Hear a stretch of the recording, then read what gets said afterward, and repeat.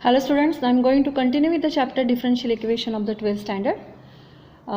We are going to see that is application of differential equation, and we already learn about the examples which are related to the population growth and growth of bacteria. In today's lecture we are going to see the examples which are related to the radioactive decay.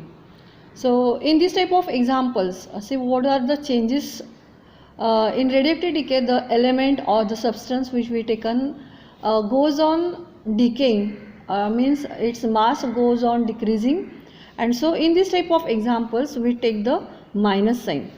So see the examples which are related to the radioactive decay. In this case the mass of the substance goes on decreasing, so in this type of examples we always take the minus sign. So यहाँ पे क्या हो रहा है कि x मैंने consider किया, that is the amount of element, and with related to time it is directly proportional to the mass of the substance. So d by dt of x is directly proportional to the x, but it continuously goes on decreasing. So in this type of example we take the minus sign. So dx by dt is equals to minus a into x. As usual we move the x towards the dx, so integration of dx by x is equals to integration of minus a dt. So log x, तो जहाँ पर भी आप ये इस type के examples देखेंगे तो आपको यहाँ पे माइनस साइन लेना है. सिर्फ इतना ही चेंज है, बाकी सब जैसे हमने फर्स्ट कंसेप्ट में एग्जांपल सॉल्व किए थे, जिस टाइप से किए थे वही टाइप हम यहाँ पर भी यूज़ कर रहे हैं. सिर्फ मास के लिए मैंने यहाँ पे एक्स लिया, हम एम भी ले सकते हैं. तो log x is equals to minus 80 plus x. तो इसके बाद जो हम एज यूजुअल एग्जाम्पल्स में करते कि initially means when t is equals to 0 we take x is equals to x0. So log of x0 is equals to since it is a 0, so total quantity becomes 0, and we get the value of c. We putting the value of c in equation 1, so we get log x minus 80 plus log of x0. तो log x minus log of x0 is equals to minus 80, so log x upon x0 is equals to minus 80. हम ऐसे solve कर सकते हैं और हम ऐसे भी सॉल्व कर सकते हैं. यहाँ पे मैंने सेकंड मेथड भी यहाँ पे दिए है. यहाँ पे बेस कोई नहीं है, मतलब यहाँ पे बेस हमने e लिया है. So we going to find out the value of x. So how we can find, we convert this log form into indices form. So e raise to minus 80 plus c is equals to x, and so x is equals to, we are going to separate these terms. So e raised to minus 80 into e raised to c. So you know the rules of indices. Since there is an addition of these numbers, we are going to separate them by taking the product. So x is equals to, for this we take the constant, that is c, into e raised to minus 80. Now we are going to solve the examples which are related to the radioactive decay from the exercise 6.6. The examples which are related to the rate of disintegration or radioactive decay are example number 5, 6 and 12 from the exercise 6.6. See example number 5, 6 and 12. So these are related to the concept of radioactive decay or rate of disintegration. तो जो example है, example number 5 हम देखेंगे. The rate of disintegration of a radioactive element at any time t is proportional to its mass. At that time find the time during which the original mass of 1.5 gram will disintegrate into its mass of 0.5 gram. I again repeat this. The rate of disintegration of a radioactive element at any time t is proportional to its mass at that time. Then find the mass during which the original mass of 1.5 gram will disintegrate to its mass of 0.5 gram. तो आपको यहाँ पे दिया गया है कि उसका जो ओरिजिनल मास है वो है 1.5. Original mass means when the time is 0. So when t is equals to 0 m is equals to 1.5. तो यहाँ पे मैंने m लिया है, एंड हमें फाइंड आउट करना है कि we have to find out the original, sorry we have to find out the time when it disintegrate from 1.5 to 0.5. मतलब हमें टाइम फाइंड आउट करना है कि जब उसका मास 1.5 से 0.5 तक जाएगा. मतलब at time t, initially start में उसका मास था 1.5, so at t is equals to 0. तो हमें वो टाइम फाइंड आउट करना है जब उसका मास 1.5 से 0.5 तक जाएगा. So we start with the example. सो यहाँ पे हमने मास ऑफ द एलिमेंट हमने कंसिडर किया है m. तो D by D T of m is directly proportional to m. and so we remove this proportionality sign. So here we get dm by dt is equals to minus k into m. Integration of dm by m, we moving this m to this side, dm by m is equals to integration of minus k into dt. तो log of m is equals to minus kt plus c. इसका मैंने integration ले लिया. ये सब जैसे हमने previous example solve किए थे सेम वही टाइप हम करें, सिर्फ मैंने यहाँ पे लेटर चेंज किया और यहाँ पे माइनस साइन आया, otherwise all the steps are same. So log m is equals to minus kt plus c. So this is my first equation. After that we are going to put down this value, that is t is equals to 0 and m is equals to 1.5 in equation 1. So when t is equals to 0, m is equals to 1.5. तो जहाँ पर t है हम वहाँ पे हम 0 put करेंगे और m के बदले हम 1.5 पुट करेंगे. तो log of 1.5 is equals to minus k, the value of t is 0 and plus c. तो ये टोटल 0 हो जाएगा. तो हमें कौन यहाँ पे जो आंसर मिला वो c का, that is c is equals to log of 1.5. So we going to put down this value in equation 1. सो log m as it is, minus kt as it is, and instead of c we going to write down log of 1.5. And now this is my second equation. After putting the value of c, the 1 becomes 2. And now we going to put down this value. So t is equals to question mark, हमें t find out करना है और m is 0.5. So when m is equals to 0.5, we have to find out the t. So log of 0.5. तो यहाँ पर in second equation में हम ये वैल्यू पुट करें, m की वैल्यू है 0.5 minus kt as it is and log 1.5 is also as it is. So kt is equals to we move this kt to this side, so it will become positive, and this 1.5 as it is, since it is a positive term I write it first, and after we moving this to right side, so minus log 0.5. So kt is equals to log, since there is a subtraction we have to take the division of these two, log 1.5 upon 0.5. so kt is equals to log of, just reduce this removing this point, and here we get log 3. तो हमें t find out करना है. so t is equals to, we just move this k to this side, so 1 upon k log 3 unit. So this is the answer of this example. We find this t in terms of k, that is 1 upon k log 3. In previous examples we have already given the two values.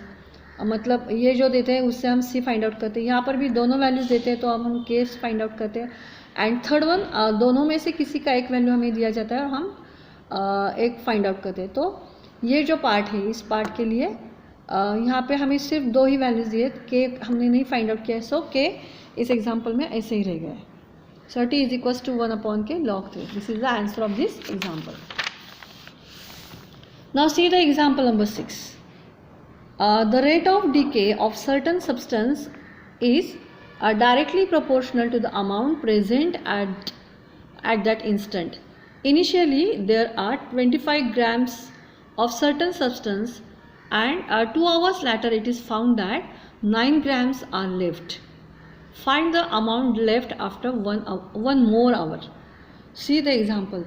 The rate of decay of certain substance is directly proportional to the amount present at that instant. मतलब जो substance का decaying हो रहा है, मतलब उसका मास जो कम हो रहा है वो किससे प्रोपोर्शनल है? It is proportional to the amount present at that instant. मतलब जो भी अमाउंट उस वक्त जो है उससे वो डायरेक्टली प्रोपोर्शनल है. तो स्टार्ट में क्या हुआ है? इनिशियली मतलब when t is equals to 0, उसका जो मास है वो कितना है? 25 ग्राम्स. तो हमें स्टार्ट में उसका मास दिया है, that is 25 grams. 2 hours later मतलब 2 आवर्स के बाद उसका जो मास है वो कितना रह गया है? बाकी 9 ग्राम रह गया है, since there is a disintegration. And we have to find out the amount left after 1 more hour. 1 more hour मतलब ये जो बाकी रह गया है 9 ग्राम, वो 2 आवर्स के बाद हो गया है. 1 more hour मतलब पहले ही 2 आवर्स हो गए, उसमें हमें 1 ऐड करना है, that is after 3 hours what will be the amount of the substance, वो हमें फाइंड आउट करना है. तो 1 more hour मतलब हमें यहाँ पे 1 नहीं लेना है. 1 more hour मतलब पहले से ही 2 आवर हो गए हैं, उसमें हम 1 ऐड करेंगे, तो टोटल मिला के 3 आवर्स हो गए. तो सी हमें क्या क्या दिया है? So when t is equals to 0, see initially मतलब स्टार्ट में initially when t is equals to 0, x is equals to 25. After 2 hours it is 9 gram, and after 3 hours we have to find out its mass. तो ये जो हमें पहले 2 quantity दी गई है उससे हम C फाइंड आउट करेंगे। After that we in this case we find the K and after that here we will find the mass of that substance. तो यहाँ पे मैंने मास के लिए X लेटर कंसिडर किया है। आप दोनों में से कोई भी लेटर यूज़ कर सकते हैं, either you can use M और you can use X। So d by dt of X is directly proportional to the X. So the meaning of this one, that is the rate of decay of certain substance is directly proportional to the amount present that instant. ये जो 2 lines है इसके लिए ये हमने symbolic form में लिखा है। After that we going to remove this proportionality sign, and for that we take one constant. So here we take the constant, that is K. K is the proportionality constant, and since there is a decay of a substance, so here we take the minus sign. जहाँ पर भी हमें ऐसा कम कोई भी चीज़ हो रही है, दैट इज़ आवर्स कम हो रही है और यहाँ पे मास कम हो रहा है, तो यहाँ पे हम माइनस साइन लेते हैं। So dx by dt is equals to minus k into x. तो इस टाइप के एग्जाम्पल्स में आपको ये ध्यान में रखना है। After that we move this x towards the dx and dt to this side. So we don't keep any derivative term in the denominator in case of differential equation. तो integration of we taking the side by side 2 steps. तो मैं यहाँ पे x भी move कर रही हूँ और उसका इंटीग्रेशन भी ले रही हूँ। So 1/x dx is equals to integration of minus k into dt। So after taking integration we get that is log x। So you know the integration of 1/x is log x is equals to minus k into t plus c। So this is my first equation. After that we are going to put down this first value so that we get the value of c. So when t is equals to 0, x is 25. So put this value in equation 1. तो t 0 है तो ये total quantity 0 हो जाएगी। So log x का value हमने यहाँ पे दिया है 25। So log 25 is equals to minus k into t 0 and plus c. So here we get the value of c, that is log of 25, and now we have to put down this value in equation 1 so that we get equation 2. So log x is equals to minus k into t plus log of 25. This is the value of c that we find here. So this is equation number 2. After that we are going to put down the second value, that is t is equals to 2 hours and x is equals to 9, so that we get the value of k. तो x2 and x is t2 and x is equals to 9. तो यहाँ पे हम t के बदले 2 put करेंगे और x की वैल्यू है 9। तो log 9 is equals to minus k into 2 and log 25. So after that log 9 is equals to minus 2k plus log of 25.